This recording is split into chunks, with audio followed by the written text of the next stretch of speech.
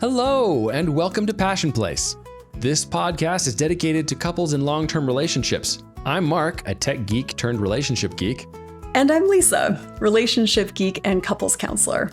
Whether you've been married for 2 years or 25 years, a lot of the challenges can be the same, and until we address them, they don't go away. We're digging into the common challenges and needs couples face, and we're looking for ways to support couples on their journey.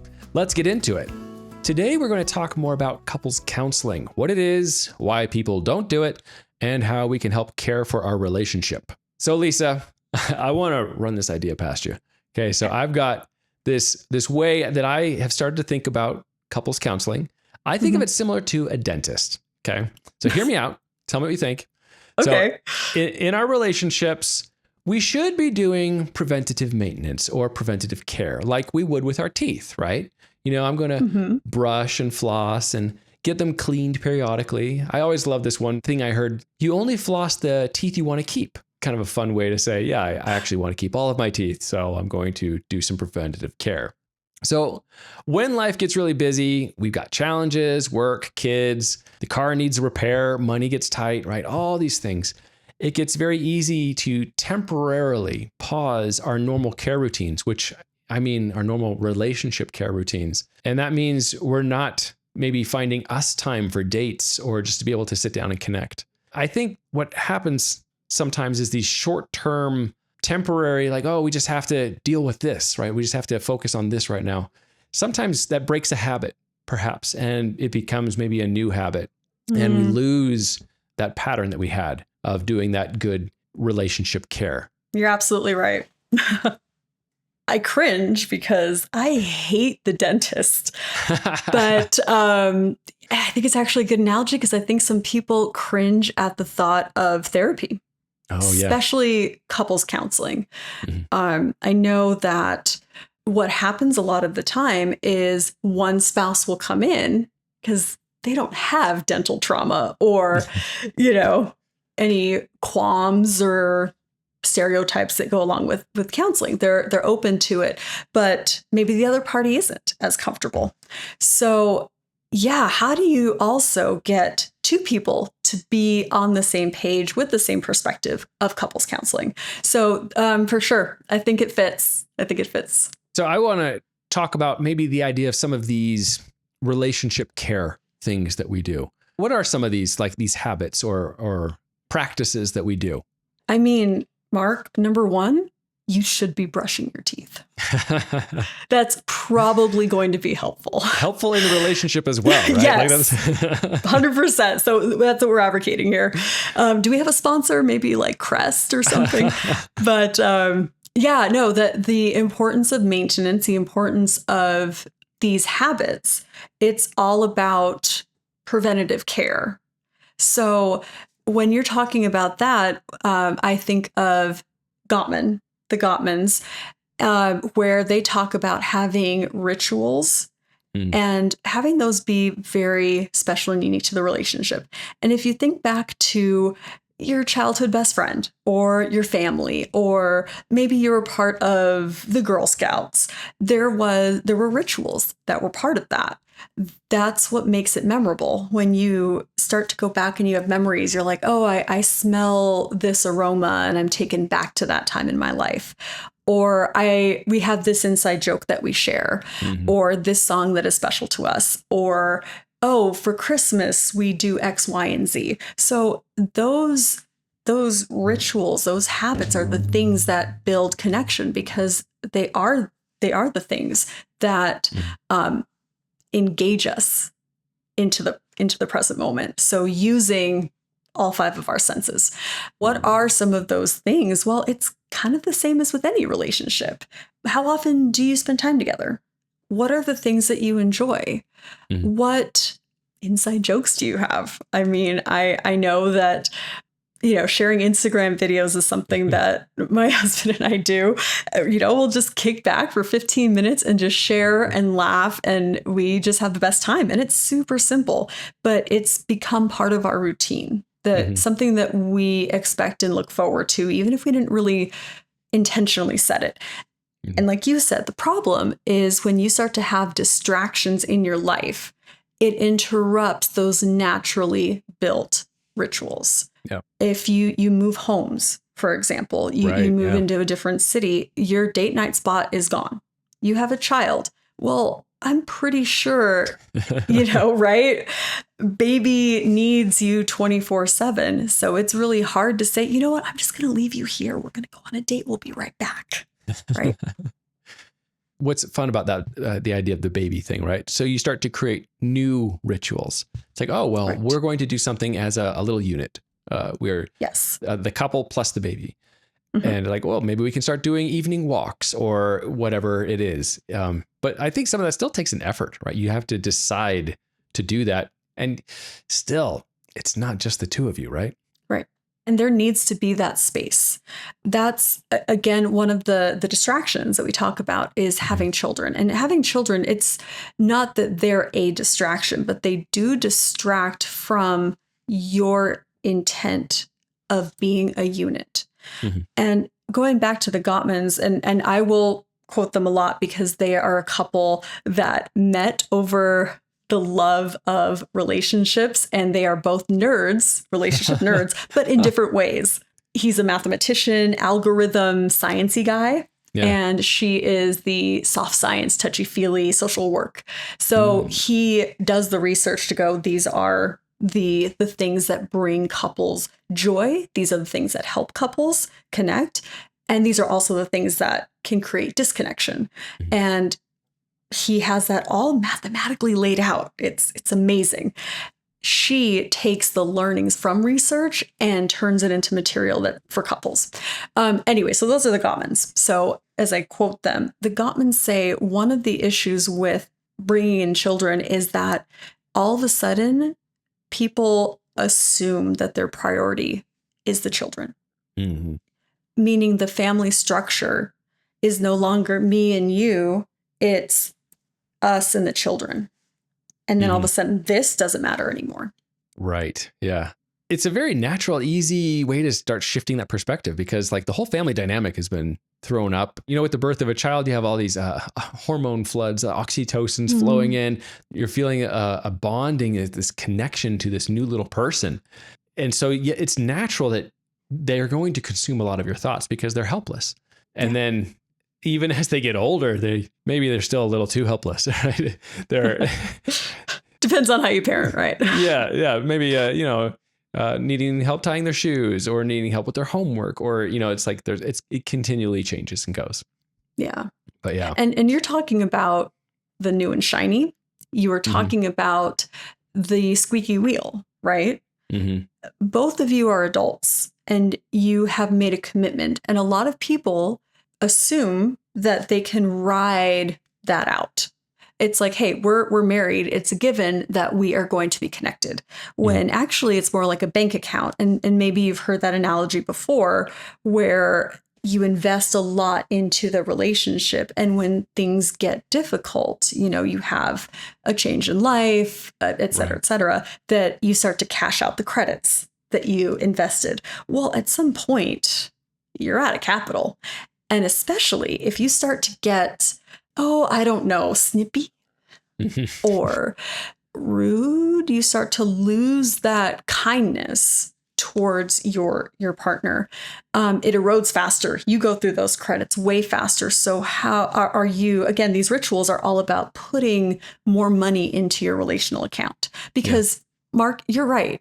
There are going to be situations where you're not going to be able to abandon responsibility to be with your partner because, it's just, that's not possible. But are you consistently investing?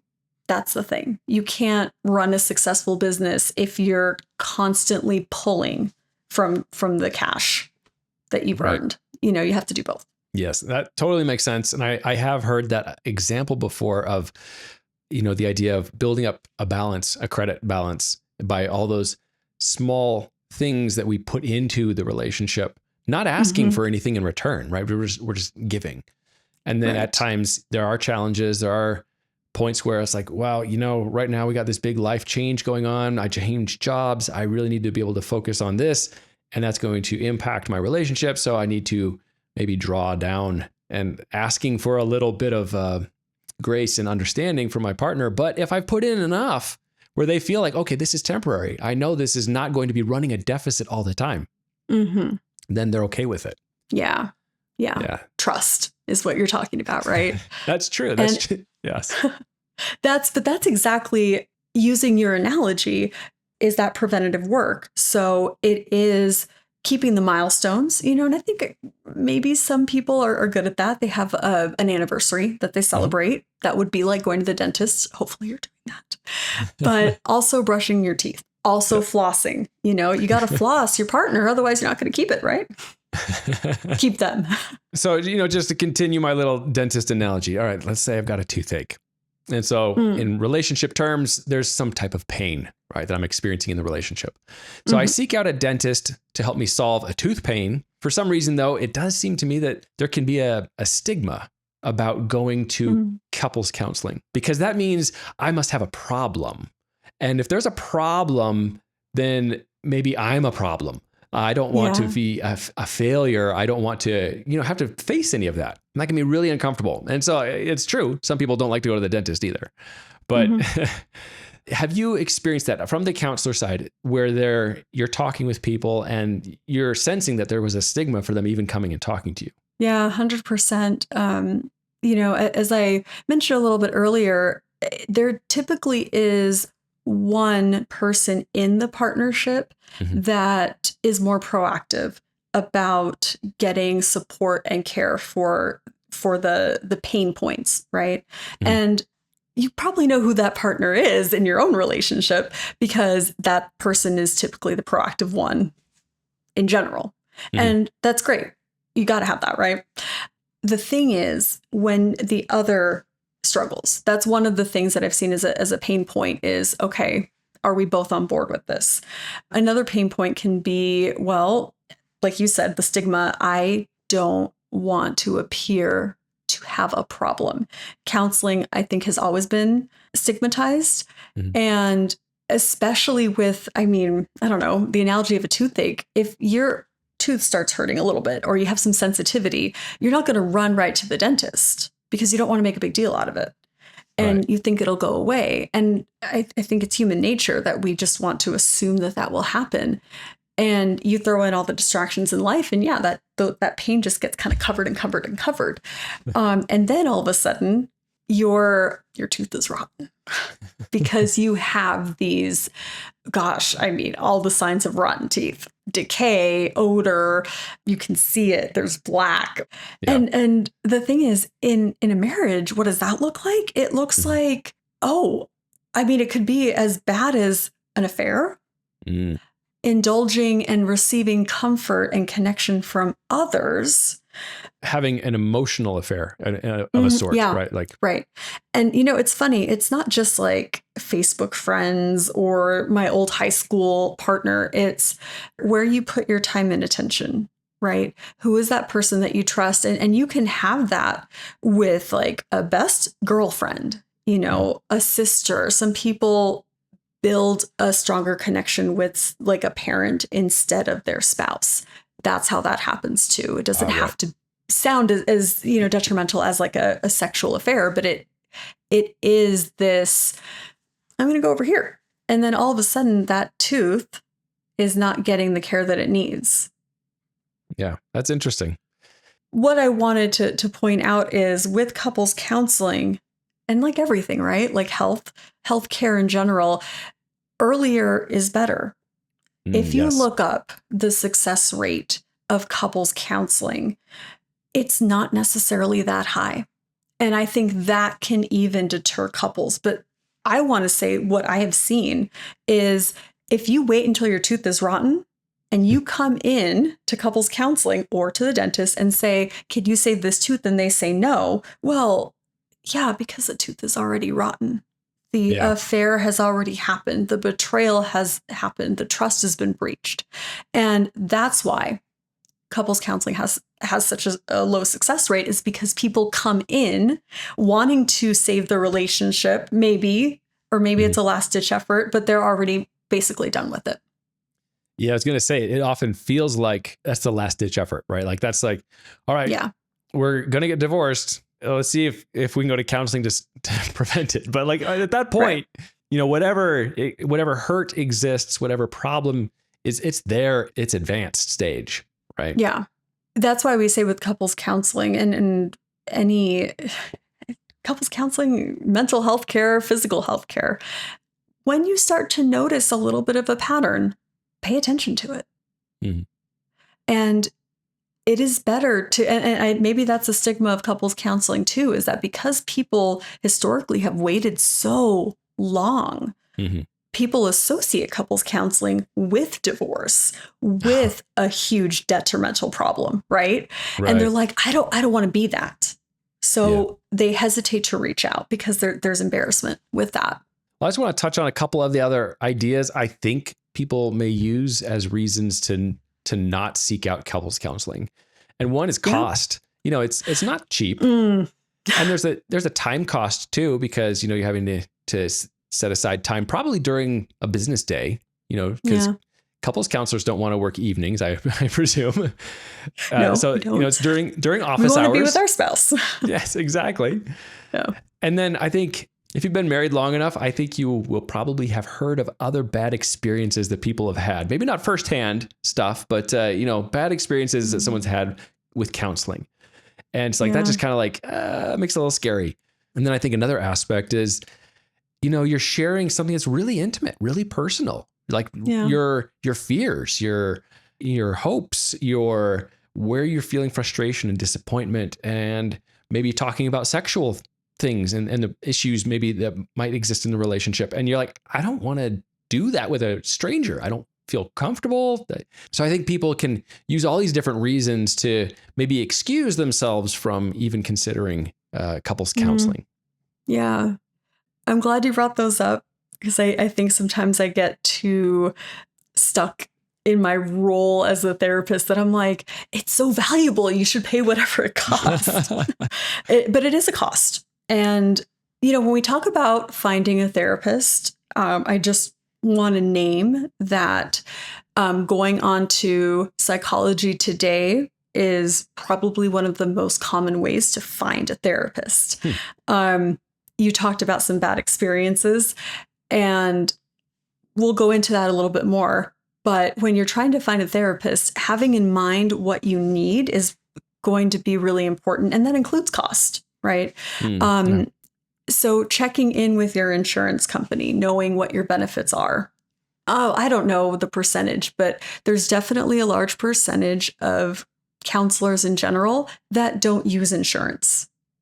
And that means you self-pay, and that is pricey. That can be extremely pricey. And if you're trying to meet once a week or even every other week, that adds up. And you're going, I'd rather just make my car payment than do that. And to that, I mean, is that true? Right? Well, I hear you say that. It's like, I can imagine you're saying, well, we'll give this, we'll go a couple times. And if we're not seeing immediate value from it, then it's like the cost might be a larger factor. It's like, well, are we getting the value? So part of that is, let's talk about what the process can look like. There needs to be some patience with it. But if you're able to key in on what you need, you'll be able to find that therapist faster, meaning not a lot of false starts. You can get to know a therapist and ask them questions. A lot of them do a free consultation for 15 minutes. That is a really great way of being able to suss out fit. But when it comes just down to it, are you willing to invest? We go back to that question. What's important to you? Because if your marital satisfaction or your relational satisfaction can affect so many parts of your life, including your parenting, right? Then why not pay for that investment or invest in that? Put that time and that money.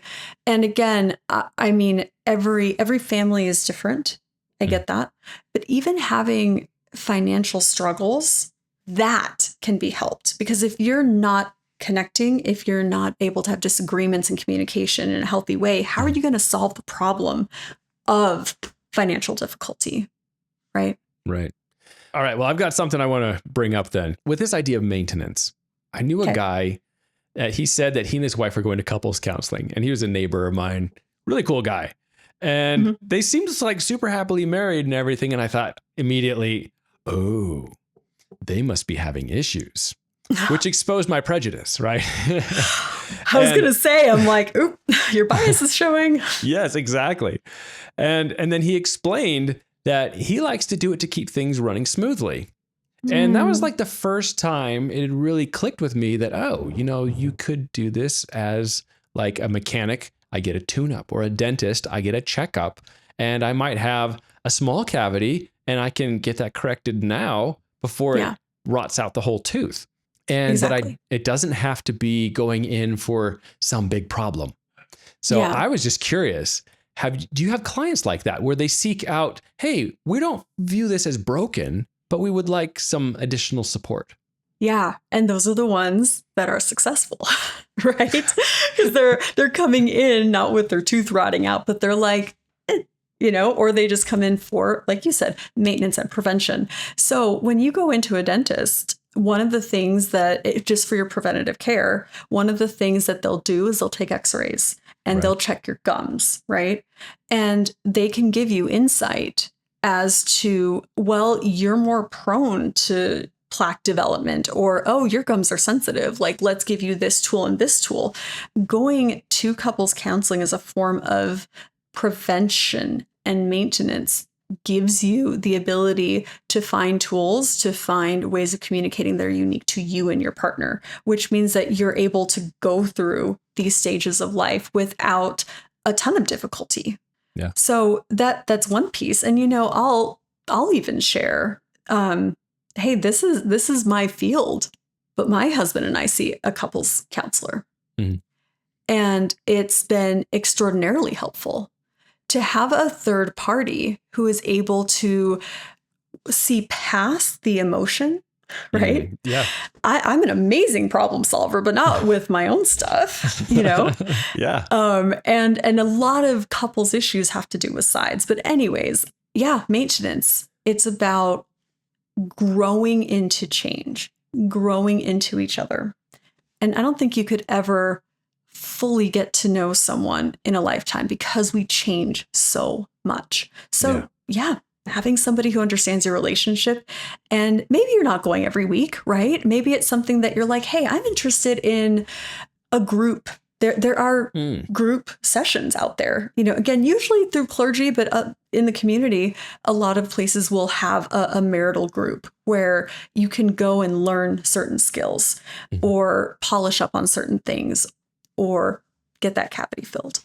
Yeah. Well, I love your comparison with like when you go to a dentist, you get an x-ray, and that's the looking below the surface. That's the stuff that I can't see when I'm looking in my own mouth, and having an understanding of what's underneath there that might be causing problems and where some support may be needed. Like, oh, you have an abscess down here. Oh, you have some unresolved trauma that once we root that out, you'll be great.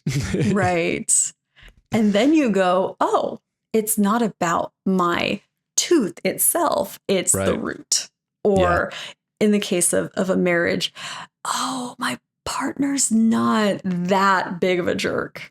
It's actually some of my stuff, right? Yeah. So for sure. Yeah, like just getting triggered by something from a previous relationship, previous experience, maybe with childhood, something that could trigger us and think, oh, well, this must mean that they don't value my opinion. They don't, whatever. It's like, and we're projecting some hurt that we have that's unresolved into the relationship.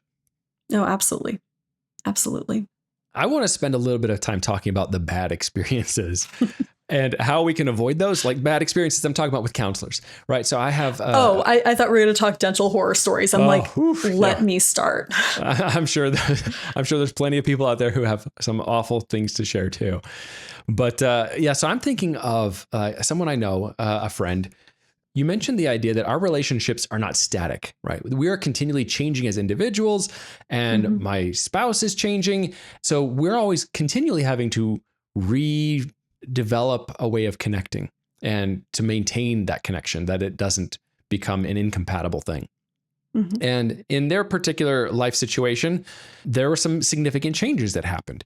And so they went to a marriage therapist seeking some advice and some help. And in their particular example, it was a mixed faith relationship, right? So they went and said, they let the counselor know that they were wanting to talk about how to deal with mixed faith issues. Their counselor says, well, I don't really have any particular training on that, but here, let's watch a presentation, and shows them a PowerPoint. And they asked specific questions, and they had no helpful advice. And so things like that, so after 2 visits, this is not doing anything for us. So they both agreed it was not helpful and stopped going. So it does not mean that they would not benefit from counseling, but it was not working with that particular therapist. Yeah. So how should people find a particular therapist? If I were to compare it to mechanics, right? I've got a car. If I have a tire problem, I would go to someone who is a tire specialist, a tire shop. Or if I had a car accident, I need body work done. That doesn't go to my normal place that does a oil change and tune up, right? I have to go to some place that does body work. So I think there are specialists too. Can I identify what type of a specialist a particular person has?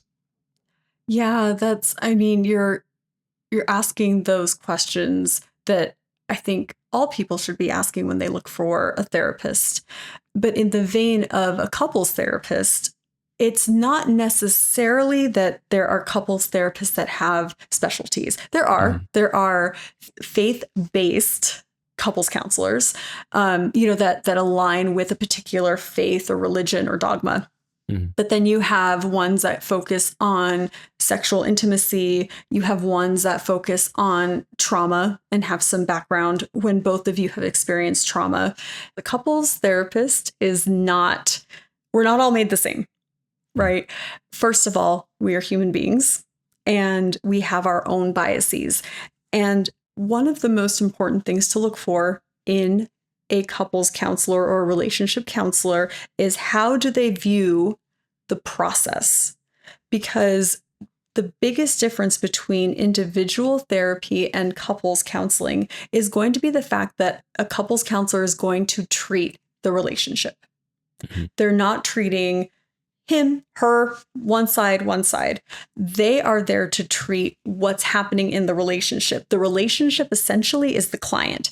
And some of the pain points that I've run across when I've had couples come in to my office is that they felt that their counselor had an alignment with one person. And that's going to cause some issues, right?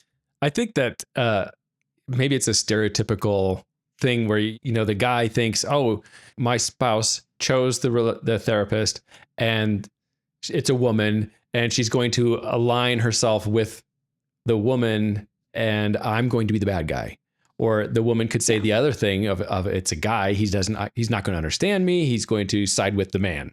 How do you cope with that? You as a therapist, I'm sure you do have your own opinions, and you might be in a session with somebody and you can look at this, you're hearing what they're saying and they're both agreeing that this is what's happening. And you're like, this person is clearly the problem. But oh my gosh, how do you cope with that? Well, and that again, why I say the most important element to look for in a therapist is that idea that they're treating the relationship, because I haven't had to worry about that as much. Yes, I'm not this superhuman person without biases or opinions, but honestly, in a relationship, when you're trying to work on improving a marriage, it's really about how two people are interacting, right? So, okay, my favorite analogy is mixing a drink. Okay. If you are making a cocktail or a mixed drink or something like that, there are some things that mix well together and some things that don't, right? So here in Utah, there's a lot of soda shops, and somebody had the idea to get Dr. Pepper and cream of coconut and put it together, and it's amazing, right? Great. On the flip side, I've tasted some really gross mixtures. So let's say that you get, I don't know, Dr. Pepper and orange juice or Dr. Pepper and a raw egg. Yeah. Yeah. Okay, you mix them together and they taste disgusting. Well, as a therapist, I am not looking at one or the other saying, Dr. Pepper tastes pretty dang good and eggs are disgusting, right? It's because honestly, that's a matter of opinion. Some people hate Dr. Pepper. Right. I can't imagine who, but some people do. So, and they love eggs, right? Or they love orange juice. So it's not about the person. It's about the relationship. And if the drink isn't working together, then that's what we're focused on. How these two people are interacting. That's what we want to treat. And that is what your counselor should be doing and should be looking for. So that's the types of conversations to have, as I mentioned, consultations or having a consultation that's typically free with the therapist. They'll offer 10 or 15 minutes on the phone to just talk about what you're looking for. Looking for somebody that has an understanding of maybe some of the unique circumstances in your marriage. And it might be that there's certain identifiers. I don't know what your friend's it was interfaith. Yeah, your friend needed interfaith, right? So there are some people that have more experience with that who also have learned not to allow their biases to come in, right? So knowing what your differentiators are going to be important. Are you, do you have a certain type of relationship? Maybe you've been married later in life. Maybe you have children, and that's a really important piece, working with somebody that understands parenting. For some folks, it's pornography has been in their relationship. Knowing somebody who can work with that caveat, or really, really anything, but knowing what your specific needs are, and then checking in with that therapist to go, okay, do you know about this? And if they don't, great, that you can find someone else. And if they do, go, well, what's your philosophy on marriage counseling? How do you do it? How does it work? I love that you mentioned that the therapist or the counselor is treating the relationship, not the individuals. That's individual counseling, right? I love that idea, because then it's more about, okay, I see maybe this person in the relationship needs a better way of expressing boundaries and enforcing boundaries. And that will help them. You're not even like having individual counseling with them. Maybe you still do. I don't know how all of that would be approached. But like, that's the idea of treating the relationship as the thing. And I also like the idea of asking the questions of the therapist of, what's your view on this? Like, if they don't see pornography as a problem, then that would certainly impact how they might talk about it. If I'm looking for a new job, I have questions for my employer, like, what are the health benefits? What are the, there's these set questions that I might want to ask. And usually it's because I didn't ask them at some point previously, and I realized it was important to me, in some other job. And maybe there isn't a set list of answers, right? Because I think every situation is unique, but I don't know. What are your thoughts? Having some standard questions that you ask is really important. I mean, of course, number one, we talked about this in the beginning, was cost, right? So kind of start off seeing people that are within your price range, right? To narrow it down. That's probably the biggest. You take this insurance and that, et cetera. Finding a time that works, frequency that works, and then also asking them, how do you approach therapy? What is your philosophy? How do you view couples counseling? And how do you solve for these differences, right? These really big differences. Or even mention, I'm worried about entering couples counseling because we're different, or you're a woman, only one of us is, that kind of thing. Yeah. And see what they say, and if that response feels good to you, that's what it's about. And I know that's very vague, but having a list of these asks of, what's your philosophy? Practically, do you take insurance and time and all that stuff? But how do you both feel about that person is everything. They say the therapeutic relationship is the number one variable to a successful therapy relationship. And that's hard with couples counseling because it's two of you. Right.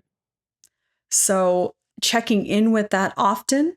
I mean, as a consumer, this therapist is there to help you. So whatever is important to you, mark it down. Like I said, know your priorities.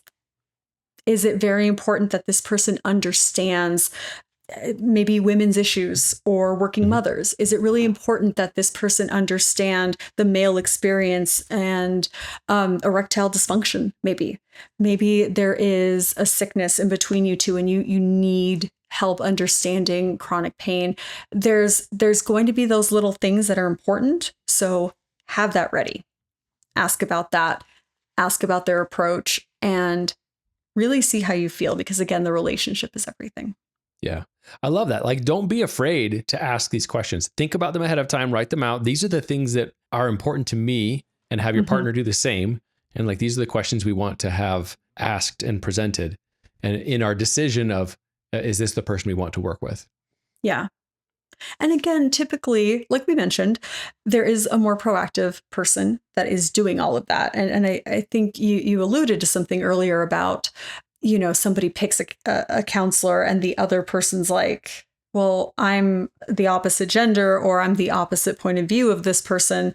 What are we going to do here? Right. And that can happen with interfaith, interracial, all of that. So I like that idea of asking your spouse, hey, if you can't be there for this consultation, what are the things that are important to you? Like, what are you worried about? So I can ask, or even allowing your partner to ask in the beginning. And here, this is just Lisa's opinion. Yeah. A good couples therapist will address that in the beginning. They will address the comfort level of each party, stating that the relationship is important, but how they feel in the session is equally as important too. Well, so we've spent a lot of time talking about couples counseling itself. That can be very helpful as preventative maintenance, checking in, but it's also often sought when there is a recognized problem. Like, we want this relationship to work, but we recognize that we need some extra help. And that doesn't even have to be the last resort, right? Like, it's just like, hey, I have a real pain here in my tooth and I want this to get better because I care about this relationship. I want to turn also, just briefly before we close out today, just thinking about other ways that couples can self-help. There's books, there might be courses or videos, or is there anything that comes to mind of, like, if a friend came to you and asked and said, hey, Lisa, you're already a friend, you can't be my counselor. Is there anything you would recommend for me and my partner to do on our own? First of all, gosh, I just love the question, because just because being a therapist is my bread and butter doesn't mean that that's the solution that everybody needs. You can do some of these things on your own.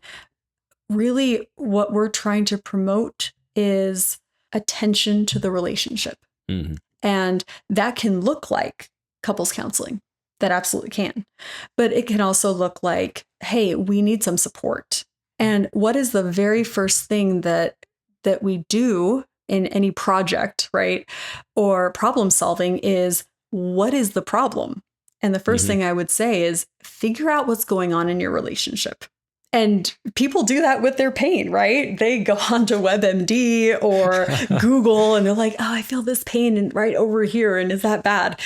We'll provide, some links that you can go to take a quick assessment of where your relationship is at and maybe some points that could be helped. So again, figuring out what the issue is and then finding resources that can be helpful. I've promoted Gottman quite a bit. Again, not any kind of sponsor, but because they have so much research behind them, really any publication that they put out is extremely helpful, and depending on how you learn. So think about your time, think about the ways that you consume information, and find information that way. If you're a podcaster, there's a great podcast besides ours that is called The Connected Life. That's a good one. And again, we'll put some specific resources on there. But in answering your question, finding your modality of learning and it could be different than your partner's too, but then also consuming more specific information. If you're having intimacy trouble, if you're having scheduling trouble, if you're having communication trouble, conflict trouble, that kind of thing, finding those resources that help those particular issues. And Gottman, because of their extensive research, have information on all of that. So you can find them in books, podcasts, activities, and such.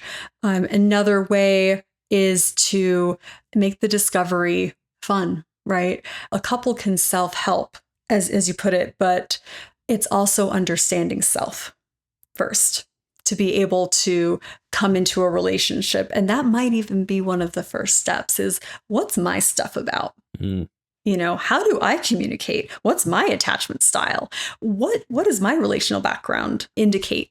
Right? What do I bring to the table in this sense? I think a challenge there can be a lot of that's unconscious. Unless we do a lot of, self-work or reflection, then we may not even be aware of some of those things that we're coming to a relationship with. And so we're just bringing it into a relationship, and our partner's doing the same thing, bringing their stuff into a relationship. And we're just like saying, oh, we mesh well here, and there's some grinding of gears in this other spot. Yeah. And, going back to the, do we see a couples counselor or not? Honestly, that decision is up to you. But what I would say the benefit of that could be is that you have an expert that can help you find those things a lot faster than you on your own. As I mentioned, identifying the problem is the first step. Problems, right, is one of the biggest steps. And, if you use an assessment to assess how you're doing as a couple, that's a great place. But that's what a couples therapist would do, is to understand what's going on in the relationship and be able to say, hey, these are things that you can individually look at and work on so that together there can be more harmony. So however you want to discover what it is that you need, it can vary. It just depends on what your preference is. Yep. Lisa and I are working to make a relationship support service for couples. It's still early stages, but things are coming together, and we're hoping to share more about it soon. Our goal is to provide cost-effective tools to couples that are looking for preventative care and proven ways to tune up healthy relationships.